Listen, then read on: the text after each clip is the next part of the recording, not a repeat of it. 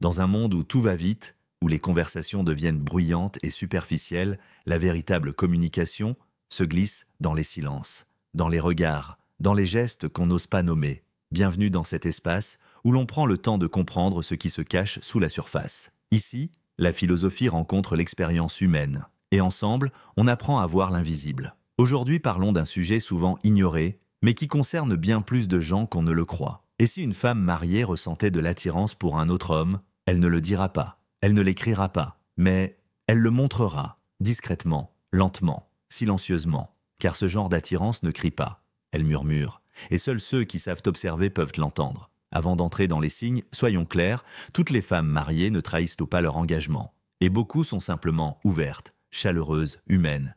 Mais parfois, quand une émotion surgit, quand un lien inattendu se crée, alors elles commencent à envoyer des signaux, non pas pour trahir, mais pour tester, ressentir, comprendre ce qui se passe en elles. Ce sont ces signes-là que nous allons explorer aujourd'hui. Et le premier est peut-être le plus délicat de tous. Signe numéro 1, le contact physique apparemment inoffensif, mais chargé de sens.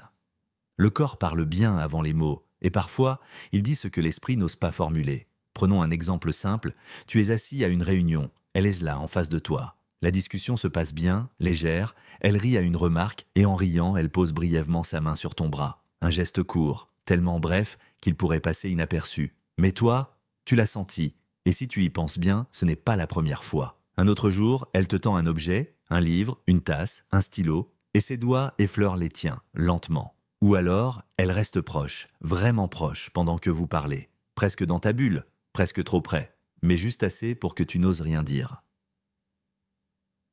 Ces gestes-là ne sont jamais trop évidents, jamais trop insistants. Ils sont faits pour passer pour des hasards, mais ils sont souvent tout sauf accidentels. Et ce n'est pas tant le geste qui compte, mais sa répétition, sa fréquence, et surtout son intention silencieuse. Jules, un ancien collègue, m'avait raconté ceci. Elle touchait toujours les autres de façon normale. Une poignée de main, une tape sur l'épaule, mais avec moi, c'était différent. Il y avait ce moment où sa main restait une demi-seconde de plus, où son regard accompagnait le geste.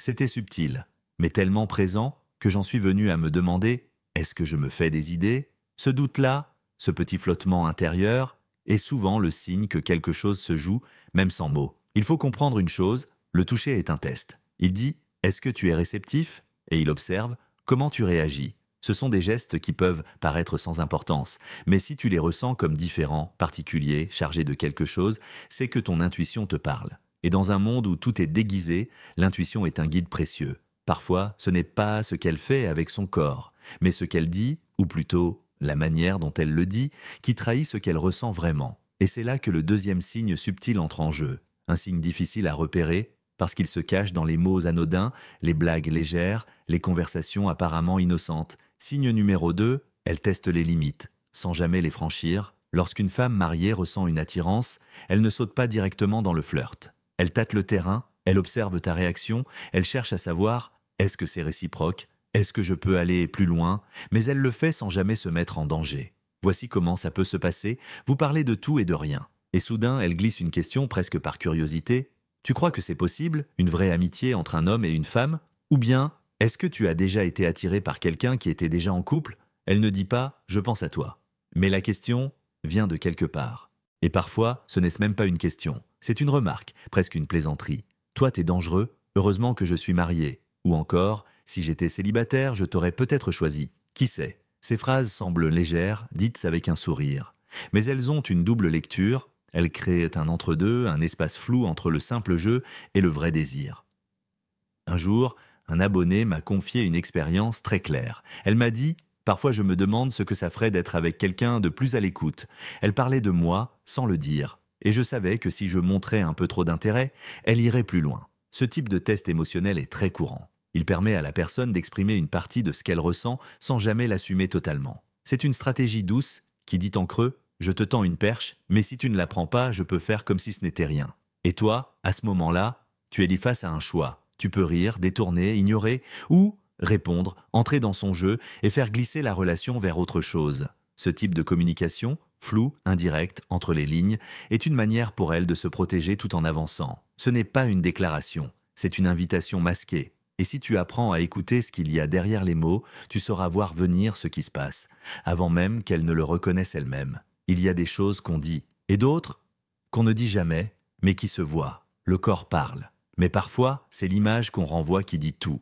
Et ce qu'une femme fait de son apparence, surtout en présence d'un homme qui l'attire, peut révéler des choses qu'elle-même ne réalise pas, pleinement. Signe numéro 3, une attention soudaine et ciblée à son apparence.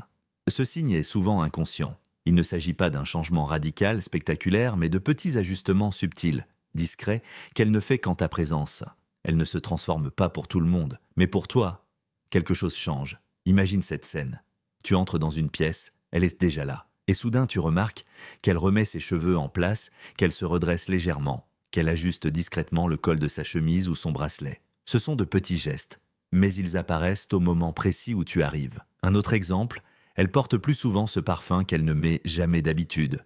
Celui que tu avais complimenté, presque sans y penser. Ou elle choisit une tenue un peu plus élégante, un peu plus flatteuse, quand elle sait que tu seras là. Et tu remarques qu'elle se regarde dans les vitres, ou qu'elle jette un coup d'œil à son reflet.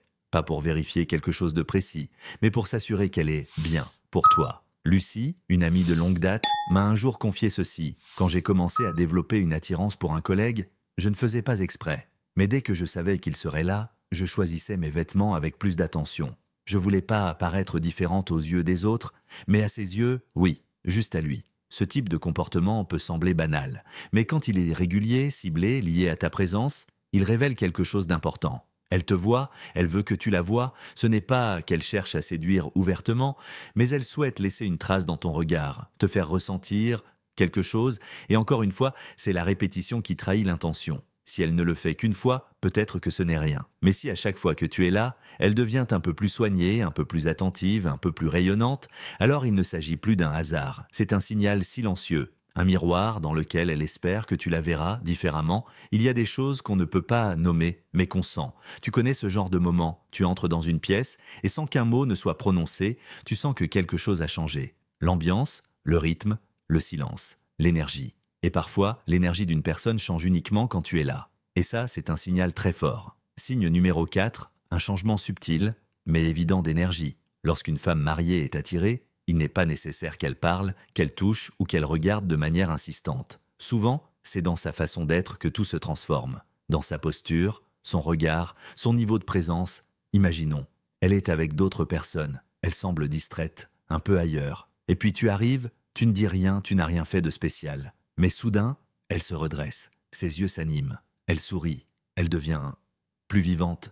Ce changement peut être très léger, mais il est instantané et sincère. Tu remarques qu'elle te cherche du regard, même sans te parler, ou que, tout à coup, elle rit plus facilement. Elle participe plus à la conversation, ou elle s'approche. Sans raison. Ce n'est pas forcé, ce n'est pas planifié, c'est instinctif. Mathieu, un auditeur régulier du podcast, m'avait partagé ceci. Je savais qu'il se passait quelque chose, pas à cause de ce qu'elle disait, mais à cause de ce qui se passait dans l'air. À chaque fois que j'entrais dans un lieu où elle était, je sentais comme un changement de lumière. Et tu le sais, ces choses-là ne se voient pas avec les yeux. Elles se ressentent, parce que le corps, même silencieux, parle, et le cœur, même retenu, bat plus fort quand l'autre est là. Ce changement d'énergie, c'est sa façon involontaire de dire « ta présence me touche, tu as un effet sur moi ». Elle ne cherche peut-être pas à franchir une limite, mais elle ne peut pas cacher l'impact que tu as sur elle. Ce signe, plus que tous les autres, est difficile à falsifier. Il ne dépend pas de la volonté, il dépend de ce qu'elle ressent réellement, et souvent, elle ne s'en rend même pas compte. Mais toi, si tu es attentif, tu peux le voir, le sentir, et comprendre qu'il se passe quelque chose de plus profond que des mots, plus intimes qu'un geste. Il y a des confidences qui ne sont pas anodines, des mots qu'on ne partage pas avec tout le monde. Et quand une femme mariée commence à parler de son couple, de ses frustrations, de ce qu'il lui manque, à toi spécifiquement, alors ce n'est pas seulement une discussion, c'est un signal, signe numéro 5.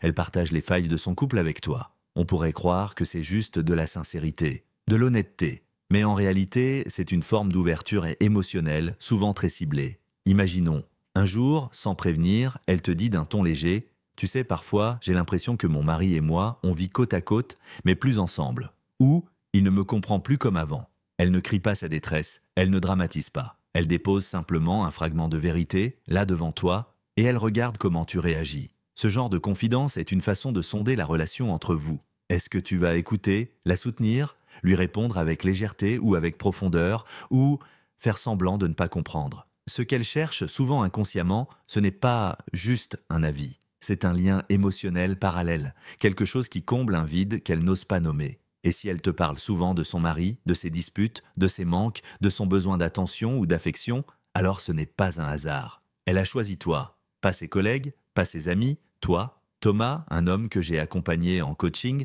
m'avait dit un jour, au début, je pensais qu'elle avait juste besoin de se confier. Mais avec le temps, j'ai compris qu'elle me laissait entrer dans une partie de sa vie où elle se sentait seule. Et je n'étais pas juste un confident. J'étais devenu une échappatoire. Quand une femme mariée t'ouvre cette porte, ce n'est jamais anodin. Même si c'est formulé avec humour, même si c'est dit entre deux gorgées de café, elle te montre sa fragilité. Elle cherche de la connexion et parfois elle compare ce qu'elle vit à ce que tu représentes. Si elle te dit « tu m'écoutes vraiment, toi, tu comprends ce que je ressens, je peux être moi-même quand je te parle », alors tu n'es plus juste un collègue, un ami ou un contact.